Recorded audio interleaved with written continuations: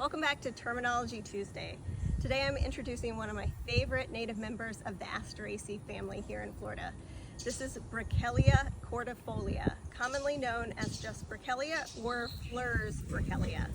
This is a state-endangered species that occurs just in the Florida panhandle here in a few counties, as well as some southern counties in Alabama and Georgia, and then there's an outlying population in Alachua County. Brickellia is what we call a short-lived perennial. It comes back year after year from its root system, but it doesn't live for many years. It's not very long-lived as an individual. So in the areas that it naturally occurs in, it relies on exposed sandy soils for it to readily reseed in those soils for the populations to maintain themselves. It's very easy to grow from seed, and it's definitely worth it because it is an excellent butterfly attractor. Monarchs especially really love this species. Like all of the asters we've already talked about, Brickellia have composite flower heads. So this individual flower head is actually a composite of multiple flowers. In this case, it's called a discoid head because all of the flowers in this head are only disc flowers, disc florets inside here. There are no ray florets, which we commonly think of as petals, like we see here.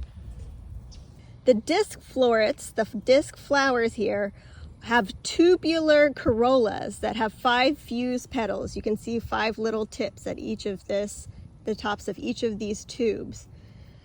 And at the tops here, this species in particular is very distinguishable because of its long styles. These are the long styles which hold up the stigma, the female part of the flower. At the base of each flower are these little kind of fringe appendages that you can see here. And those are called the pappus. And that is actually, down here is where the ovary ripens and the seeds form. And the pappus are what catch the wind and allow the seeds to be dispersed by the wind. Here's an illustration of a disc floret like we just saw. You see the pappus, these little appendages, these fluffy appendages that allow the seed to be dispersed by the wind as it matures. And then you see the 5 fused petals, which make up the corolla of the disc floret. And then there are 5 stamens fused around a pistil. The stamens have the anthers in there, and the stigma comes up on top of the style through those fused stamens.